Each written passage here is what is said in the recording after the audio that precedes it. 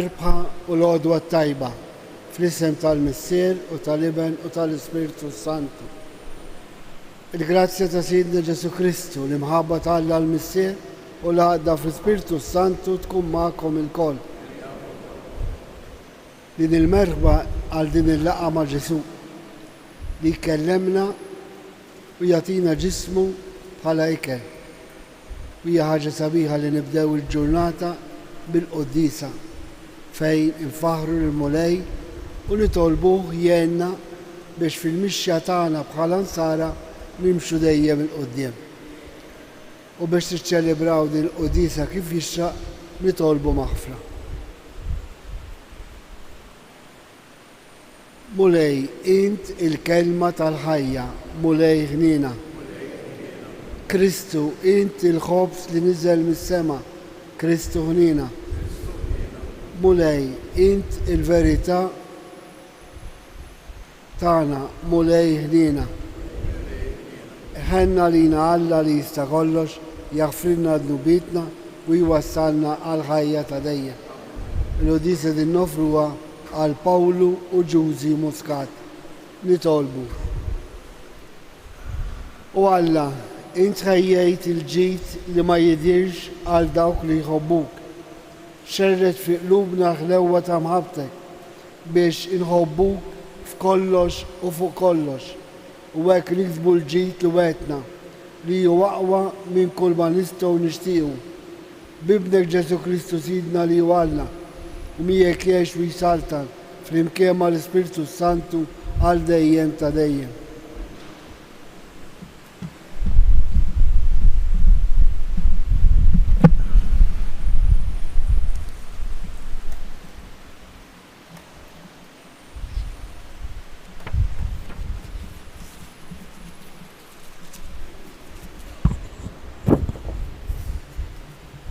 Għarim il-ktib tal-profeta Ezekiel. F'dan iż-żmien ġietni l-kelma tal-mulej u qalli: "O bniedem, arani minnu fih se noħodlok l-għaxqa ta' għajnejk. Issa int toqgħodx tnewwaħ jew tibki u xerriġ dmuħ. Rażżan it-tnejjiet tiegħek u tagħmilx viestu għal-mejtin. Orbot it-turbant fuq rasek u xitt il-qorq f'riġlejk. Tattix il-ħietek u tikolx ħobs il-viestu. Fil-għodu mort inkellem lill-poplu u fil-għaxija mititli marti. Imbagħad l-għada fil-għodu għamilt kif qalli il-mulej. U n-nies qaluli: la darba qiegħed iġġibru hekk għax ma tgħidilniex xi jfissru dawn il-ħwejjeġ. U jien weġibthom. Il-mulej kellimni u qalli: għid lil dar Iżrael, dan jgħid Sid il-mulej: araw, se nipprofana s-santwarju tiegħi, il-glorja tal-qawwa tagħkom, l-għaxqa ta' għajnejkom u l-għożża ta' qalbkom u wliedkom subin u bniet li intom ħallejtu imutu bix-xabla u intom tagħmlu kif għamilt jien. La tagħtu l-ħiedkom u lanqas tieklu ħobs il-viestu. Ikolkom it-turbanti fuq raskom u l-rieq f'riġlejkom. Ma toqgħodux tnewħu, imma tinfnew fi ħżunietkom u tokorbu bejnietkom. U Ezekiel ikun għalikom sinjal għax kull ma għamelu għad tagħmluh intom ukoll. Meta jiġri dan, imbagħad tarfu li jien il-mulej. Irroddu ħajr lil Alla. O Alla, id-dnub ta' uliedek. O Alla, id-dnub ta' uliedek. Int insejt il-blata ta' wilditek, insejt l-Alla li nislek. Il-mulej radan u fil-kolla tiegħu stmer l-uliedu subien u bniet. O għaffer, o Alla, id-dnub ta' uliedek. U qal: naħbi wiċċi minnhom u nara xi jsir minnhom għax nisel ħażin huma u liet li kelma ma jżommuhiex. Aħfer u Alla id-dnub ta' uliedek. Kebsu li lejra b'dak li mhux Alla, rexuni ballatom firħa. U jiena nkebsilhom lejra b'dak il-poplu mhux, irrexhom b'nies bla moħħ. Aħfer u Alla id-dnub ta' uliedek. Nqumu għall-Evanġelju. Alleluja. Alleluja. Alleluja. Ħenjin il-foqra fl-ispirtu għax tagħhom hija s-saltna tas-smewiet.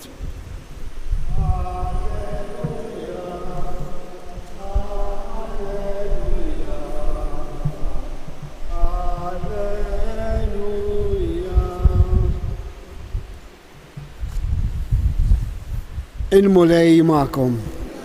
Qari mill-Vanġelu skont San Mattew. Dak iż-żmien ressa wieħed fuq Ġesu u għallu: Mallem, x'għandi nagħmel tajjeb biex nikseb il-ħajja ta' dejjem? U Ġesu għallu: Għax tistaqsini fuq it-tajjeb? Wieħed hu t-tajjeb, jekk inti trid tidħol fil-ħajja, ħares il-kmandamenti. Liema staqseh dak? U Ġesu wieġbu: la taqtolx, la tiżdix, la tisraqx, la tixhidx fals, weġġa' lill-missierek u l-ommok u ħobb lil għajrek bħalek innifsek. Qallu iż-żagħżugħ: jiena dan kollu ħaristu, x'olqosni iżjed? Wieġbu Ġesu: jekk trid tkun perfett, mur beħ il-ġid li għandek, għatih lill-foqra u jkollok teżor fis-sema. Imbagħad ejja u imxi warajja. Iż-żagħżugħ kif sema dan, tela qalbu sewda għax kien għani ħafna. Il-kelma tal-mulej. Kemm hu sabiħ dan il-Vanġelu għax għandu talima għal kulħadd. U x'talima hi? Li l-ħajja tagħna bħala nsara hija mixja mingħajr waqfien. Tieqaf biss meta nidħlu fil-milja tal-ħajja bil-mewt tagħna. Dan il-bniedem li kien twajjeb għaliex kien jobdi l-kmandamenti u dejjem kien iħallishom. Imma Ġesu qallu jonsok xi ħaġa oħra. Għax il-mulej fil-mixja tagħna qatt ma jgħidilna issa wasalt, dejjem jitlobna xi ħaġa iktar u xi ħaġa isbaħ, għax dak li jitlob il-mulej minna huwa dejjem sabiħ. Kemm meta nifhmuh u kemm meta ma nifhmuhx. Allura għaliex il-mixja tagħna hija mingħajr waqfien? Għaliex ir-relazzjoni tagħna ma' Alla tiġġedded f'kull sitwazzjoni ġdida li tinħoloq fil-ħajja tagħna umana. Kemm f'mumenti sbieħ u kemm f'mumenti diffiċli. U dan saqsih, qallu x'irrid nagħmel iktar? U Ġesu qallu: tkunx marbut iż-żejjed mar-rikkezza tiegħek. Issa hawnhekk nieħdu talima oħra, illi it-talim tal-Vanġelu Ġesu mhuwiex kontra r-rikkezza. Il-Vanġeli jikkundanna r-rikkezza fuq żewġ aspetti. Meta r-rikkezza tkun frott ta' serq jew korruzzjoni jew taħwit ieħor, u il-ġibda żejda għal-flus li tagħmlek skjaf. Hawnhekk dawn iż-żewġ aspetti mhumiex skont il-Vanġelu, u għalhekk il-ġid li għandna rridu nużawh għall-ġid tagħna u għall-ġid tal-oħrajn. Dak li smajna wkoll fil-Vanġelu. Qallu la tiżnix, la tisraqx, la tixhidx fals, u weġġaħ lill-lokom mistierek u jħobb il-proxmu bħalek innifsek. Allura it-talima tagħna dak li għandna rridu nudaw għas-salvazzjoni tagħna. Jiġifieri skont ir-rida x-xewqa tal-mulej. Għaliex bekk aħna nistgħu nimxu wara Ġesu fejn ikunu liberi minn kull irbit ta' ħażen, ta' dnub u ta' rikkezza. Ejjew inħallu l-mulej xi nistaqsina irrid xi ħaġa iktar minnek ngħidulu iva billi nippruvaw nwettqu x-xewqa tiegħu.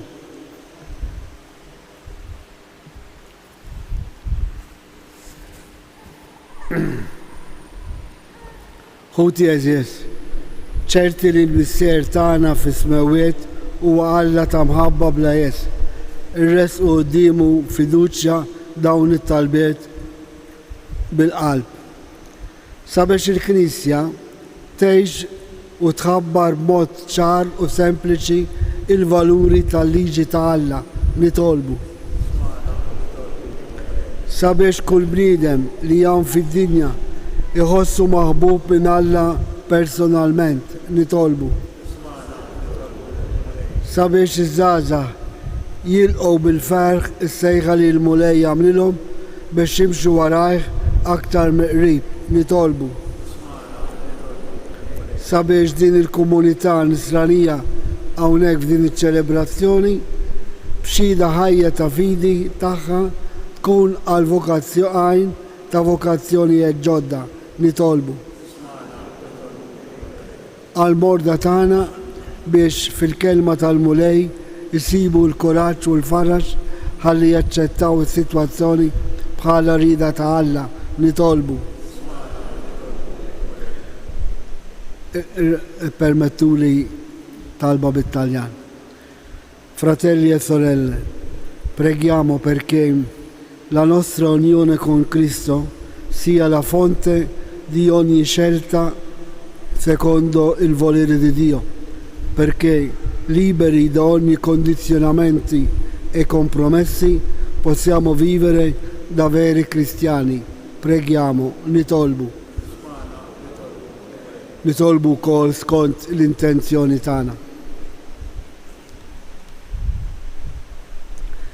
Isma' mulej dawn it-talbiet tagħna watina li ma ndawrux ħarrisna minn fuqek imma li nibqgħu mixja warajk il-jiem kollha ta' ħajjitna bi Kristu Sidna.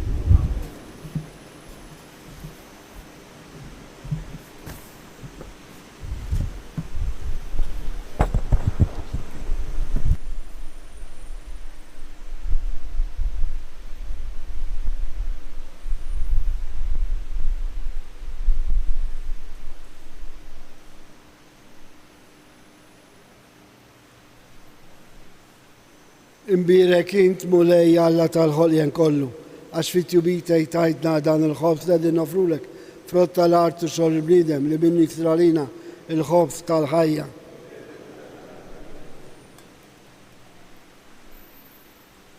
Bil-misteru ta' dal-ilma u l-imbit nieħdu sem fin-natura divina ta' Kristu kif hu jissieħeb magħna fin-natura tagħna il-bnedmin.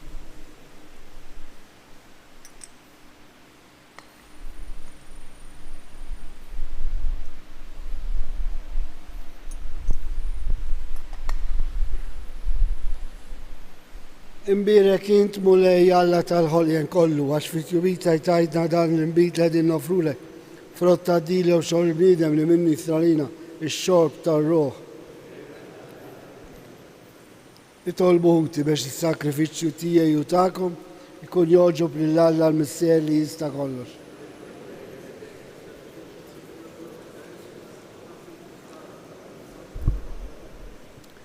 Illa mulej dan l-offerti tagħna li bijom namlu mijek bidla glorjusa, għax waqt li aħna nofrulek mill-frott li tatina, inti tatina lilek innifsek bi Kristu Sidna. Il-mulej ma'kom, nerfu qlubna l-fuq, niżukħal l-mulej Alla tana.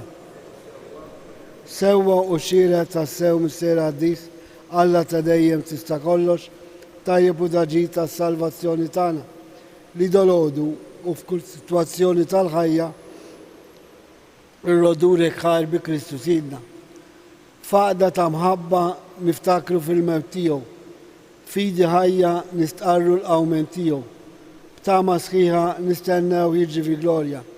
Għalhekk mal-anġu l-qaddisin kollha infaħruk u ntennulek bla qiegħda.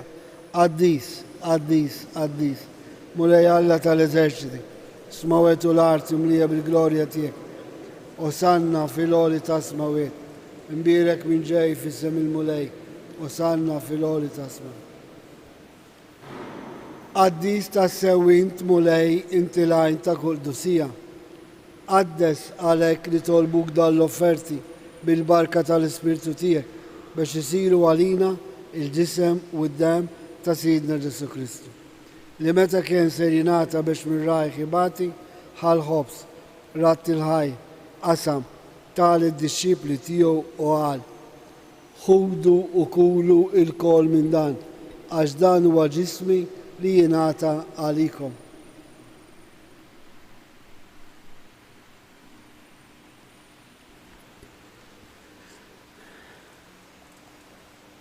Ekku kol wara l-ikla ħal-kalċi, reġerat il-ħaj tal id-disċipli tiegħu u qal: ħudu u xorbu minnu l-kol, għax dan huwa l-kalċi ta' demmi tal-patt ġdid li jibqa' dejjem. Id-dem li jixxerret għalikom wal bnedmin kollha għal maħfra tad-nubiet. Għamlu dan tifkira tiegħi.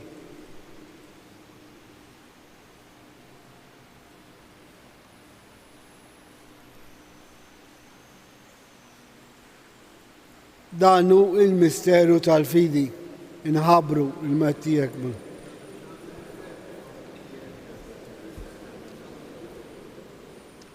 Għalek, aħna u namlu dan tifkira tal-mewt u l-għawmin ta' Sidna Ġesu Kristu, nofrulek mulej il-ħobb tal-ħajja u l-kalċi tal-salvazzjoni, u rodulek ħaj, għax oġbuk til-għana għawn u dimek biex naduk. Mitċakontani tolbu, l-Ispirtu Santi għadna f'ġisew wieħed, li inna li nieħdu sehem il-ġisew id-dem ta' Kristu. Ftakar mulej fi knisja tiegħek mxerda mad-dinja kollha. Wettaq fl-imħabba flimkien mal-Papa Franċesku, mal-Isqof tagħna Anton, mal-Ministri u l-poplu li jien ksibt għalik. Ftakar f'ħutna Pawlu u Ġużu Muscat li jogħġbok issejħilhom għal għandek minn din-dinja. Ftakar ukoll f'dak ħutna li raqdu bit-tama tal-għawmien. Daħħal quddiemek il-mejtin kollha fid-dawl tas-seb tiegħek. Ħen għalina l-kol nitolbuk, għatilina wkoll il-wirt tal-ħajja ta' dejjem. Flimkien mal-Verġi Mqazzom Malla Marija, San Ġusepp, l-Apostli, San Ġorġ Preka u l-qaddisin kollha li jgħixu fil-biberija tiegħek sa mill-bidu tad-dinja. Għamel li magħhom infaruk u nsabħuk Ġesu Kristu ibnek. Bi Kristu, ma' Kristu u fi Kristu jingħata lilek Alla mis-ser li tista' kollox, flimkien mal-Ispirtu Santu, kull ġeħu glorja għal dejjem ta' dejjem. Inkomplu nitolbu kif għallimna Ġesu, missirna li jinti fis-smawet jitqaddes ismek, tiġi saltnati, ikun li tritint kif is-sema jgħidha fl-art. Ħobżna ta' kuljum għatina llum, aħfrinna d-nubitna bħalma nafru l-minu ħati għalina, la ddaħħalniex fid-diġrib iżda ħrisna mid-deni. Aħlisna nitolbuk mulej minn kull deni, għatina fit-tjieba u l-ħina tiegħek il-paċi fi żmienna biex inkunu ħilsa dejjem mid-dnub u mħarsa minn kull inkwiet. Aħna u nistennew u nittamaw ilena u l-miġġa tas-Salvatur tagħna Ġesu Kristu. Mulej Ġesu Kristu li għedt l-apostlu tiegħek, inħallilkom islem, nagħtikom islem tiegħi, la tħares lejn nubitna, iżda ħares lejn il-fidi ta' Knisja tiegħek. Għati jaslem u laqda li jint trid fija, int li tgħix u s-saltan għal dejjem ta' dejjem. Il-paċi ta' Ġesu tkun dejjem magħkom. Għatu sinjal ta' paċi li xulxin. il-ġisem u d-dam ta' Kristu f'dan il-kalċi li ser nitqarblu bihom ikunu jiswewna għal ħajja ta' dejjem. Ħaruf talla. Mulej Ġesu Kristu tqarbina tkur ta' kull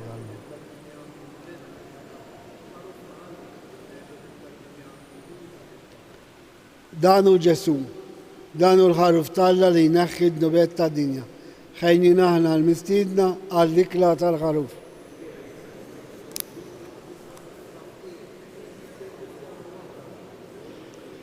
Il-ġisem ta' Kristu jħarisna l-ħajja ta' dejjem.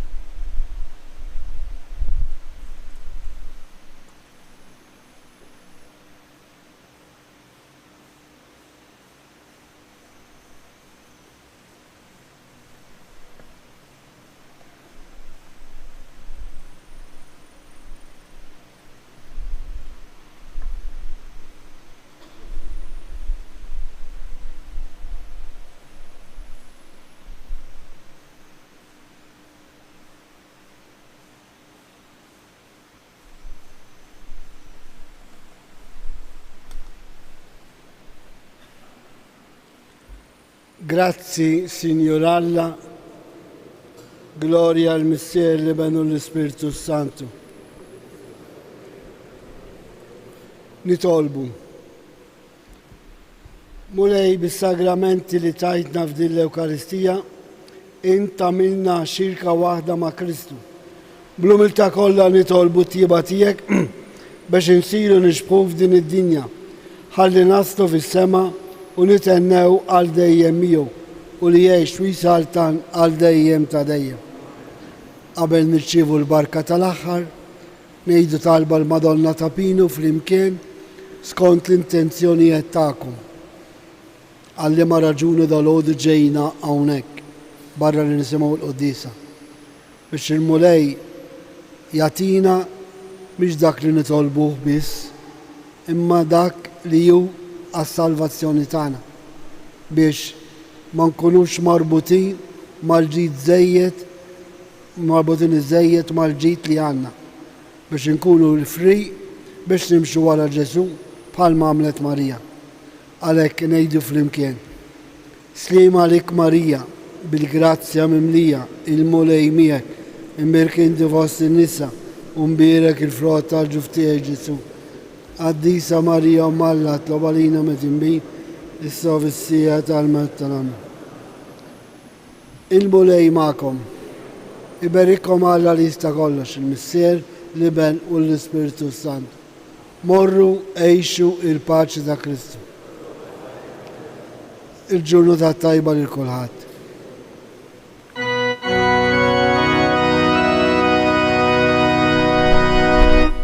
Madonna